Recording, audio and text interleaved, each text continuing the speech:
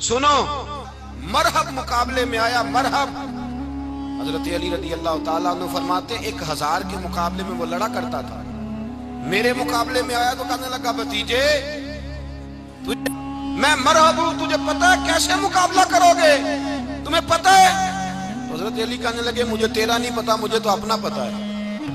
आप कौन है? फरमाने लगे अना असदुल्लाह व रसूलिही, मुझे पता है कि मैं खुदा का भी शेर हूं, मोहम्मद मुस्तफा का भी शेर हूं। तुम मुकाबले में तो आ, मैदान लगेगा तो पता चलेगा।